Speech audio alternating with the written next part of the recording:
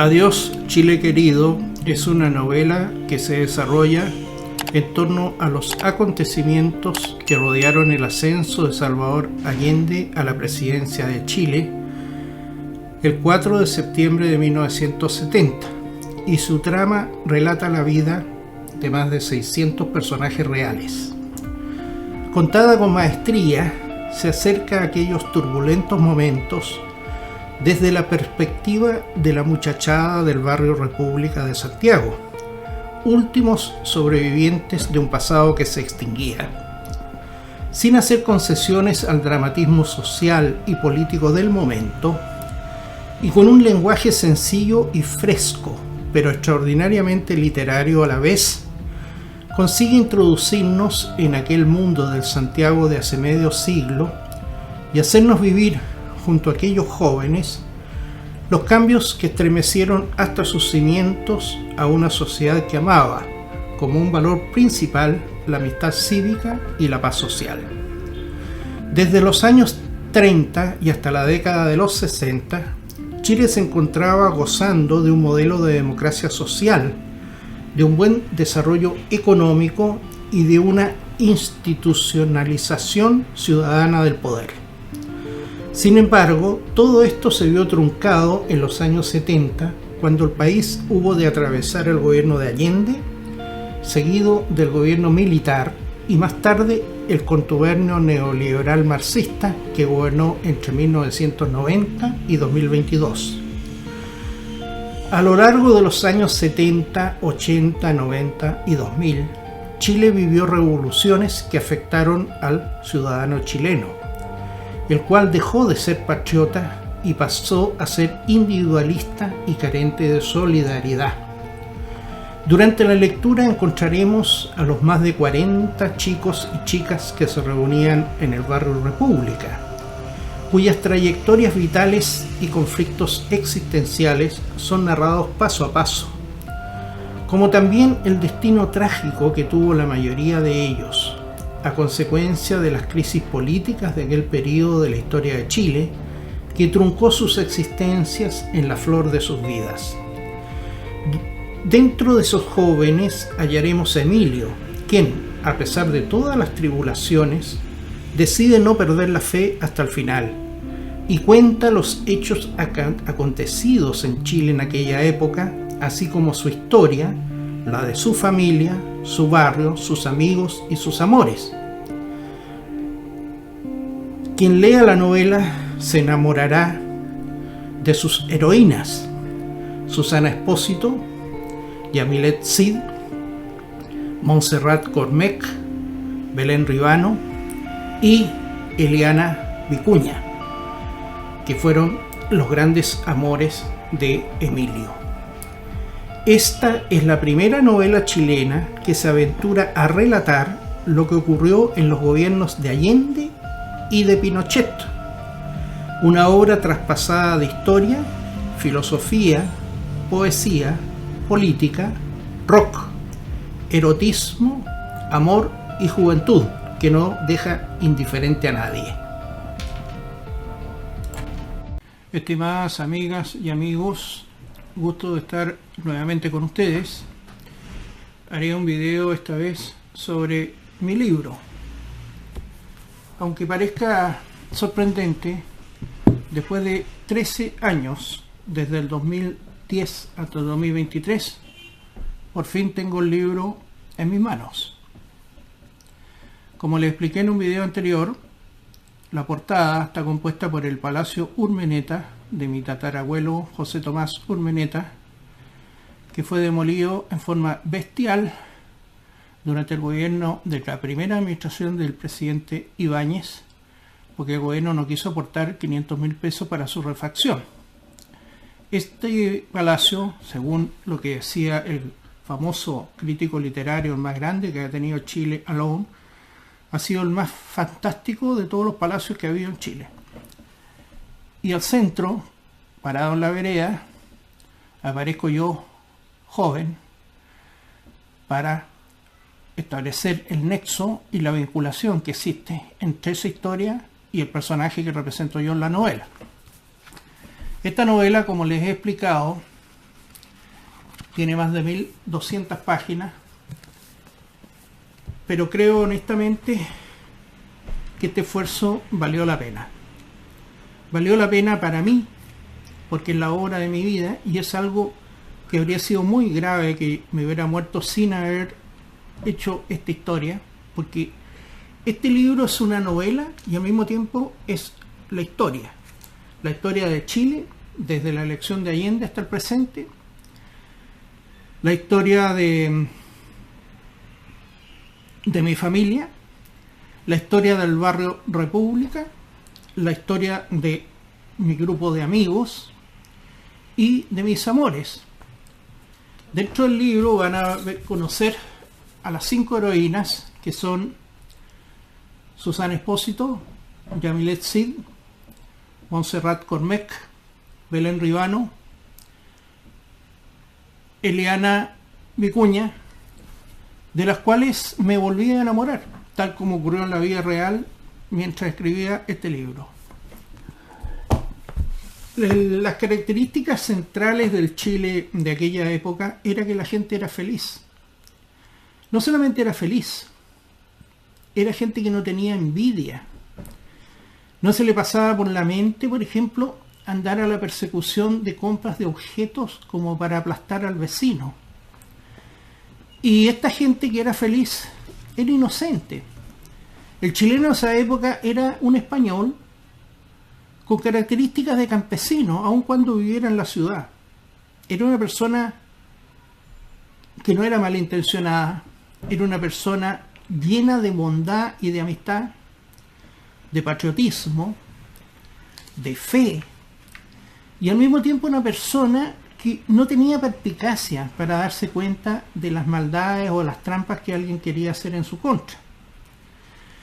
En ese momento aparecieron 3 personajes que dieron vuelta al país como un calcetín. El primero fue Frei Montalva, un resentido social, porque él se inscribió en el Partido Conservador, donde estaba toda la aristocracia chilena, y por supuesto que él fue considerado inferior porque su padre era un reparador de relojes, un señor suizo, y eso nunca lo pudo perdonar. Entonces, apoyado por los jesuitas, él llevó a cabo un gobierno en que introdujo la lucha de clases a Chile. Pero sin embargo, la inercia del país, de la democracia social, del desarrollo económico mediante la industrialización y de la institucionalización ciudadana del poder, no logró destruir la estructura social. Pero después vino Allende, que se paseaba por el mundo hablando, incluso en el discurso que hizo en las Naciones Unidas, de cuán miserable era Chile. Seguramente mejor era Cuba o la Unión Soviética, y él no solamente se jactaba del tema del socialismo, sino que era mayor producción la que iba a traer su modelo. Y después vino Pinochet, que fue colocado en el poder por la gente mediante todo lo que hicimos los civiles para derrocar a Allende, pero nadie le dio un mandato para que él cambiara el sistema que nosotros habíamos defendido, que era el de la Constitución de 1925 y el modelo de industrialización. Y él, tomándose por las manos, digamos, el poder, dio vuelta absolutamente la historia de Chile y acabó con la tradición del chileno y lo convirtió en un esclavo de una sociedad mercantil que persiste hasta el día de hoy. Hay que recordar, y es agotador realmente, todas las veces que era Chile el año, por ejemplo, 1960. Porque aquí han pretendido crear en la gente común que no tiene conocimiento, o los neoliberales que sí saben la verdad y la ocultan, de que Chile era el segundo país más pobre de toda América, detrás de Haití. Por supuesto que no dicen jamás entre qué años ocurrió supuestamente eso, y menos dicen si esto ocurrió a lo largo de toda la historia de Chile o fue de un periodo. Entonces así es muy fácil tirar la piedra y esconder la mano. Fíjese que el año 60, este país que lo execran tanto, primero entre el año 40 y el año 70, Chile creció un promedio de 4% anual. Y entre el año 1950 y 1965 creció un 8,5% mensual. Yo esto lo he dicho en otros videos, y he publicado las fuentes también. Así que me remito a ello. Jamás el modelo neoliberal logró un crecimiento de 4% durante 30 años, crecimiento anual. Y jamás en todo su glorioso periodo logró un promedio durante 15 años de un 8,5% anual. Sigamos. ¿Por qué Chile era más pobre hace 60 años que ahora? Porque el 99% de los países eran más pobres hace 60 años que hoy. Primero está todo el avance de la ciencia, de la tecnología, de la computación, de la robótica, de los satélites, de internet. Entonces, ¿cómo se va a comparar? Es como que comparáramos la pobreza que había, por ejemplo, en el Jerusalén de Jesucristo con el Jerusalén de hoy. Pero ellos lo hacen. Luego les quiero decir que salvo una minoría de países de Occidente que eran desarrollados, el resto del mundo todos eran subdesarrollados, pues. Fíjese, no existían los tigres asiáticos. Japón era más pobre que Chile. Corea del Sur era más pobre que Chile por producto per cápita. Singapur lo mismo, Taiwán. En Europa, Chile era más rico que España, que Grecia, que Portugal, y estaba en igualdad de condiciones de Italia. Pero no era Chile el malo. ¿Cuántos millones de italianos emigraron de Italia a otros países por la pobreza de Italia? Se lo digo, 5,3 millones a Estados Unidos, 3 millones a Argentina, 1,8 millones a Brasil, y no sé cuál es el total de los italianos que emigraron a todos los países de Latinoamérica. Era por la pobreza, no era por la riqueza, pero no, era Chile lo malo, y se venían para acá. Después el caso de España, fíjese, después de la guerra civil que terminó en 1939, el año 40 y la primera mitad de los años 50 se murieron 200.000 personas de hambre. Aquí nunca se murió nadie de hambre. Especialmente en el año 1946, en España. Continuemos. Fíjese usted que los tigres asiáticos recién empezaron a crecer del año 70 para adelante. Y caramba que crecieron, ¿verdad? Ahora son países desarrollados en grado máximo. ¿Y dónde está el gran desarrollo que nos trajo el neoliberalismo con el costo social más grande? Por ejemplo, España, que estaba por debajo de Chile y que se moría la gente de hambre, le quiero decir, estimada amiga y amigo, fabrica portaaviones, fabrica submarinos, fabrica aviones de sexta generación, pues. Y Chile no es capaz de fabricar ni siquiera un motor de bicicleta. Entonces, esta ridiculización del país, fíjese que ¿cuáles eran los países que estaban fuera de su desarrollo el año 60? Voy a dejar fuera algunos países chicos de Europa porque si no la lista es interminable. Eran Canadá, Estados Unidos, en Europa, Alemania, que ya se había recuperado de la Segunda Guerra, Inglaterra, Francia, y para de contar, pues. El resto de los países tenían los mismos problemas que tenía Chile, pues. Había falta de vivienda, hasta el día de hoy hay falta de vivienda. Había desnutrición infantil. La desnutrición infantil Chile la acabó en 20 años. Para que usted sepa, en Londres, hasta el año 1900, había desnutrición infantil. Pues entonces no le ponga tanto con loya como decimos en Chile. ¿Ah? La situación en la cual estaba el mundo era la que tenía Chile, no podía estar en otra condición. Y los países, digamos, grandes de Europa como Italia o España estaban en la ruina, pues. Japón, era una pobreza exorbitante. Fíjense que los japoneses después del desarrollo que tuvieron, ganaron 10 centímetros de talla, producto de la mayor ingesta de proteínas. Los españoles también ganaron 10 centímetros de talla. Y los chilenos también ganaron 10 centímetros de talla. O sea, era el único caso el de Chile que había desnutrición infantil. Bueno, esta novela es la primera y la única novela que se refiere in extenso a los gobiernos de Allende y de Pinochet. Y los tiene como personajes dentro de la novela. Aquí hablaron los novelistas años después que se terminó el gobierno de Pinochet, que aún no era tiempo para escribir la novela del gobierno militar. Bueno, se les pasó la época y no fueron capaces de hacerlo, digámoslo. Esta novela tiene 600 personajes reales. Creo que eso ya habla de la magnitud de la obra. Y son personajes reales. Contiene la historia de Chile, como les digo, desde la elección de Allende el 4 de septiembre de 1970 hasta el presente. Paso por todas las etapas políticas, económicas y sociales que ha tenido Chile en este periodo. Está la historia de mi familia, que, como dije en un video, mis abuelos, sin decirme, me designaron el albacea de la historia familiar. Bueno, y aquí yo les respondí, pues, aquí está. Luego está la historia del barrio República, que fue mi pequeño país.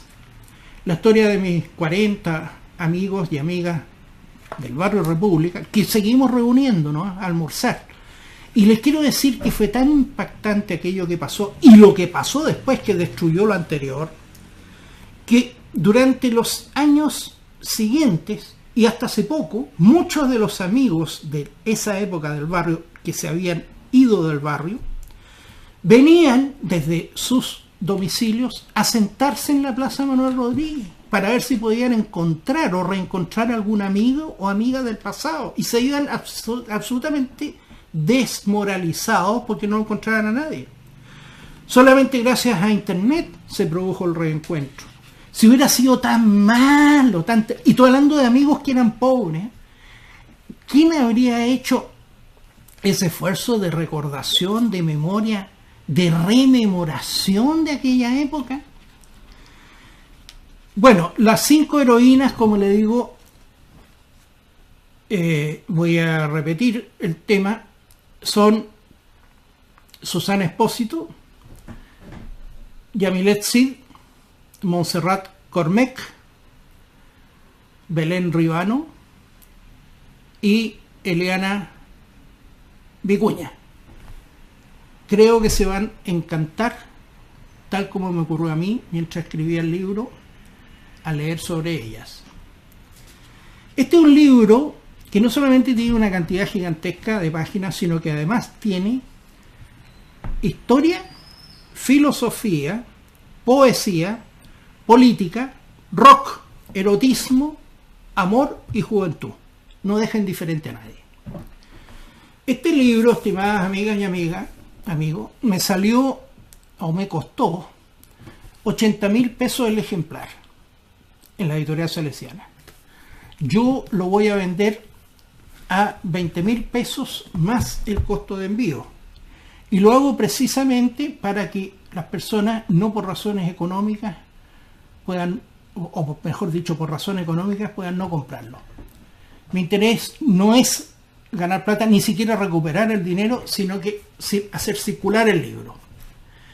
Les voy a publicar un aviso después de este video de el correo electrónico que creé, donde ustedes van a tener que escribirme y ponerme los datos de ustedes para que yo haga a su vez la tasación del envío, y entonces ustedes me puedan transferir el dinero y yo hacérselo llegar a su domicilio. Queridas amigas y amigos, esto es otra parte de la lucha que yo ejerzo o ejecuto por restaurar la historia de Chile, el patriotismo y los valores tradicionales del país. Un gran agrado de haber estado con ustedes y ¡viva Chile!